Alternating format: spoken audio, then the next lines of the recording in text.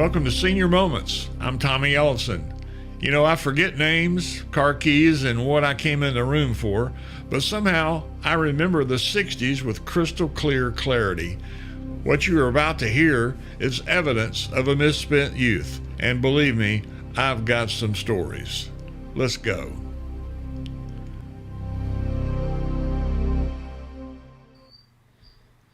Well, hey guys, and this is Tommy Ellison with Senior Moments. It's episode number 52.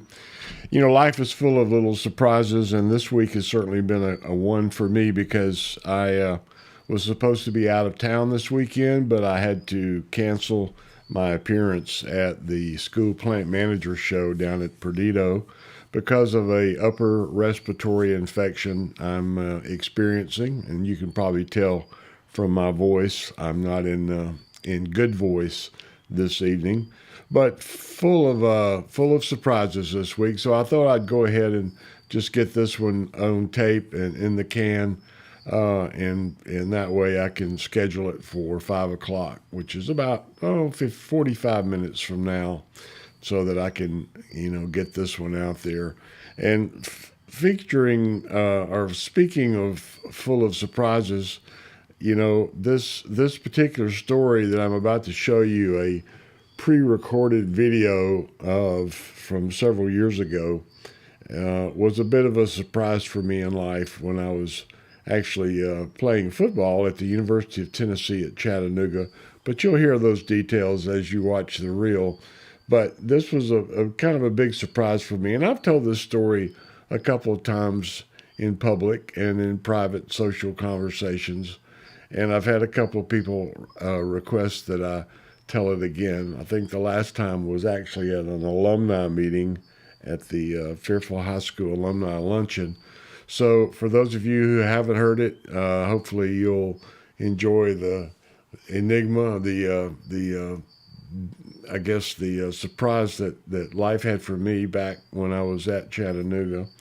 And anyway, I will kind of cut to the punchline here and let you listen to it, or watch it. But this was actually made.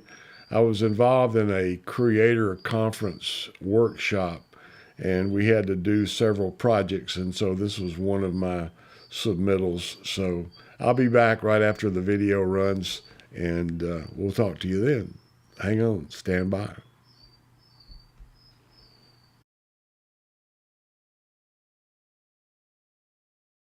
Back in 1969, I played high school in football, and I was fortunate enough to actually receive a scholarship to the University of to the University of Tennessee at Chattanooga.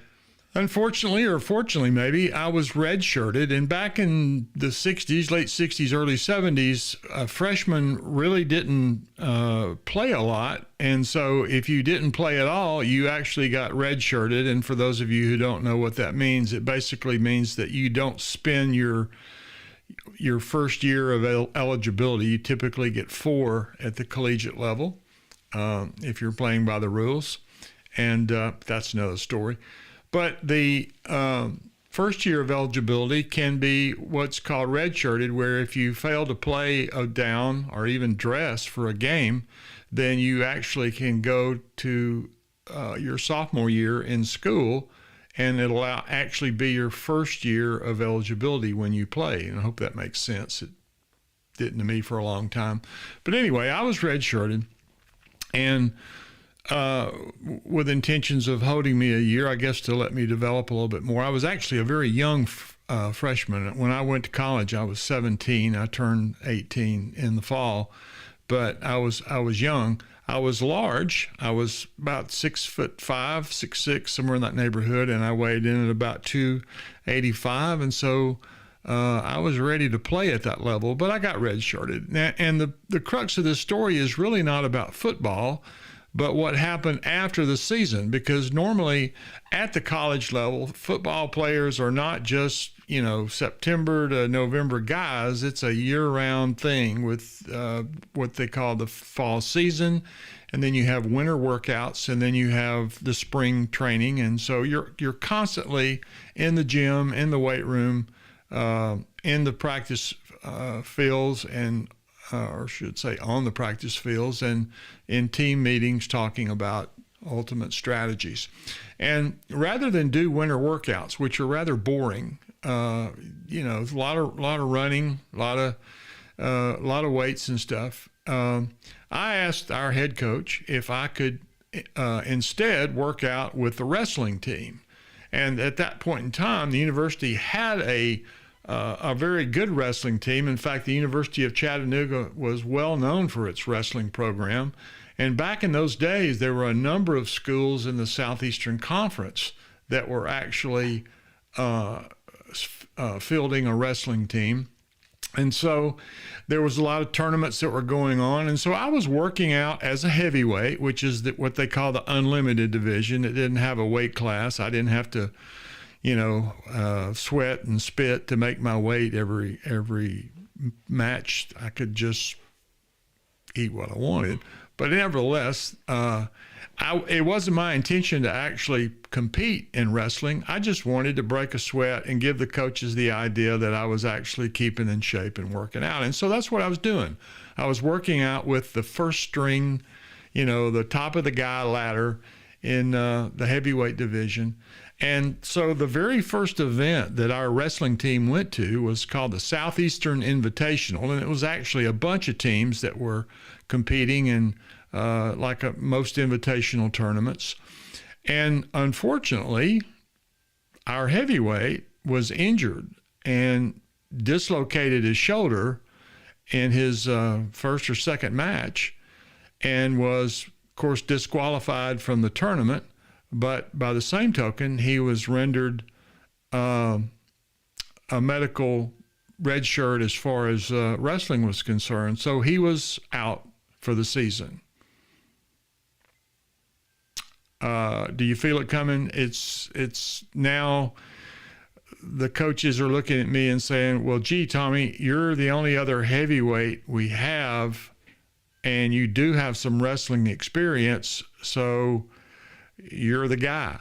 And it was kind of crazy because I had wrestled in high school, and it was a great sport, but my senior year, I didn't wrestle at all because there was another guy that was a very good wrestler in the heavyweight class. And so I didn't wrestle in high school except for my sophomore and junior year, kind of laid out my senior year. And so here I am at the collegiate level wrestling for the university in the heavyweight division. And we were moving from the invitational tournament that they had competed in to now what is known as a dual match, where one team versus another school's team, and all the weight classes wrestle off. And those of you who know about amateur wrestling, this is no surprise. This isn't like television wrestling. Believe me, it's not. So I'm looking at our schedule, and the very first match that we have, dual match, is with the University of Alabama. That's the backstory of this. Now, we began to wrestle our lightweights and our middleweights, and it was coming close to the time where the heavyweight match, the final match of the night, would be wrestled off. And I'm dressed and ready to go. And at that time, and this is important to the story, at that time, the University of Alabama, which had a great wrestling team, actually carried with them 2 heavyweights. One was a gentleman by the name of Jim Croft, and I'll tell you more about him later. And the second one was a little fella by the name of John Hanna, which, if you follow professional football, you know that name. Both of those guys, Croft and Hanna, played for the University of Alabama football team, but also wrestled on the wrestling team. And so they would flip a coin, and I think they actually swapped out nights. One would wrestle one night, one would wrestle the next event, and they would go back and forth because they were both very, very good wrestlers. And I happened to pick, or not pick, but I happened to draw Jim Croft. And I was I was kind of excited that I didn't get Hannah because he was a big dude. But Croft was a little smaller heavyweight. He was a lightweight heavyweight. In fact, this is a picture of his playing card from the University of Alabama, and you can see where he actually weighed in at about 240 and was 6'2", I think. He was a center at Alabama. He eventually, I think, made All-America. But anyway, that was the guy that I pulled on this wrestling match, number 54, Jim Croft from Newark, Delaware. Now, Jim was a great wrestler, but at the time, I didn't know exactly how good he was. In fact, I found his bio in prepping for this show, and I wanted to show you this because Jim, as you can see, was a homegrown from Delaware, All-American, center at the University of Alabama. He was picked on the 72 All-American football team. He was on the unbeaten 72 team. He was a Delaware Athlete of the Year. He was an All-Southeastern Conference player. He played in 3 bowls, it looks like, in the Senior Bowl, Coach's All-American game. He was drafted by the Oakland Raiders and later released, but then he played for British Columbia. But look at that last line.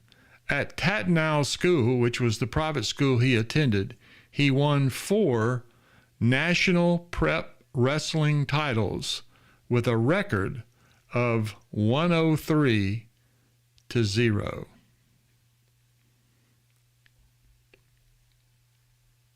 And that was my opponent for that night. When it came time to wrestle, my coach told me, he said, Tommy, he said, this guy's good. And I said, yes, sir. I've watched him play football in the fall. I've never seen him wrestle. And he said, well, he's good. In fact, he's going to wrestle you like a middleweight, which I'm not sure if everyone will understand that. But heavyweights tend to wrestle with a lot of brawn and, a lot of muscle, where the middle and the lightweight guys were strategic wrestlers, and they used different types of holds and escapes and reversals than heavyweights typically did. And thus, I had a limited knowledge of how middleweights wrestled, or even how middleweights and lightweights even strategized their matches. And so it came time to wrestle Jim. And I'll show you. I had some photographic evidence that I'd had in my archives. I don't even remember how long I've had these pictures, but I guess I got these from the school photographer. But this is the shot of me wrestling Jim Croft that night at the university. You can see down at the bottom of that picture, that's actually the backside of that picture. It says Tom Ellison versus Jim Croft, University of Tennessee versus Alabama, on December the 12th, 1969.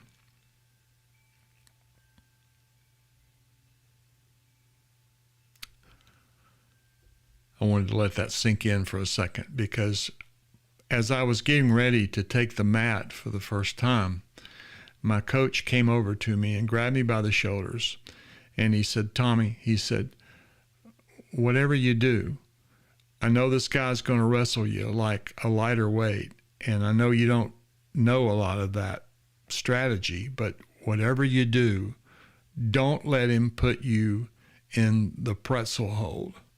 And I said, Coach, what's the pretzel hold? And he said, you'll know it when you feel it. So the match began. And as you can see from the picture, we were in an upright position for just a very few moments until he took me down to the mat and started to make his move. And next thing you know, I'm placed in, I guess, what my coach referred to as the pretzel hold. And the only way I can describe the pretzel hold is that your opponent wraps you up in such a way that you are literally almost bent double. And it's a very unique position because as you're fighting to keep from being pinned, you're laying on your back, and yet you can see your legs over your head to some degree. And I'm thinking to myself, oh my gosh, this is the pretzel hold. And I wasn't exactly sure how to counter it. I didn't know the countermeasures for this type of style of wrestling, but I did notice that I thought, look, there was a big set of, and excuse me, ladies, but I could tell through the tights, there was a big set of testicles hanging right above my head. And so I thought, if I'm going to get out of this, I'm going to have to take drastic measures. And I opened my mouth and I bared my teeth and I bit them.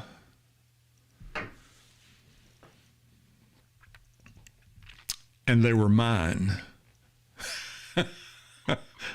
They were mine. Well, he leaped up off the mat. Let me rephrase that. He jumped up off the mat, grabbed me by the neck, threw me down on the mat, pinned me. And my match, the University of Chattanooga heavyweight, Tommy Ellison, versus Jim Croft of the University of Alabama, was officially over. Now, the good news was my match did not necessarily determine the outcome of the entire meet. They were good wrestlers, and they ultimately were ahead of us so far when that match took place that it didn't make a lot of difference.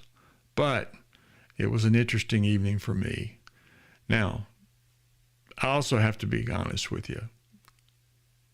I made up the part about the pretzel hold, but it makes a nice ending to a story that maybe wasn't so funny at the time. But I look back now and think, oh, well, that's just part of my so-called life. And I'm glad you were here today to hear it. And thank you for joining me. Well, that was the story. And like I said, I made up the part about the pretzel holes. Everything else was pretty darn accurate, though. Don't start me coughing. What was funny was the very next night, we were going to wrestle LSU. And, you can imagine my state of mind. I'm sitting here thinking, all right, I've just gotten a 4-time prep All-American wrestler, and now LSU's coming to town, and I got to wrestle whoever this guy is going to be. And as it turns out, this guy, his nickname was the Bear. I think he was Russian. But anyway, his nickname was the Bear, and he probably weighed about 320, maybe 330 pounds, if I recall. I mean, Hannah was a dude, but big dude. This guy was a giant dude.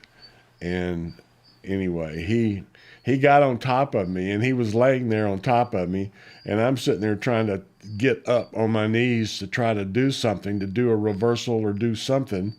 And, I'm just flat on my back, and I couldn't move. And then the ref comes up to me. I'm laying under this guy. He's laying on top of me. He's got his hand up on my neck, holding my head down. And the ref is looking at me saying, "You're stalling, you're stalling." And I'm sitting there saying, "I can't move. I can't move. This fat guy, I can't move." "What do you mean stalling?" Anyway, he beat me too. But wasn't too many nights after that. I got to wrestle the dude from University of Maryville College, it was back then. And they were right down the road from us. And I pinned him. So I was 1-2 with my wrestling career there at Chattanooga. Didn't finish out the season because I transferred during the Christmas holidays to Sanford. And the rest is, I guess, history. So anyway, got a couple of folks watching tonight. Hi, Benita. Hi, Donna. Willie Wise, I hope you're doing better, buddy. I understand you've been under the weather, sick. And anyway, Benita says to call you. I will, just as soon as I get through this broadcast.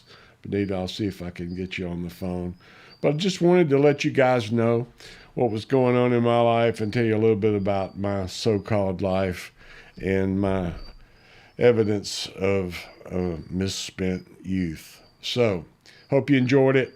I hope you'll join me next week where I hope to be live at 5 for a change with Senior Moments. And I will look forward to seeing you then. You guys take care and have a great Sunday evening. Good night. And I love you, especially all you Fairfield folks. Take care. Well, hey, thanks for spending a few minutes with me on Senior Moments. If you enjoyed the ride, be sure and tap that like button, subscribe to the channel, and hit the bell so you don't miss the next one. I'll be back soon with more stories from a misspent youth, and maybe some of yours too.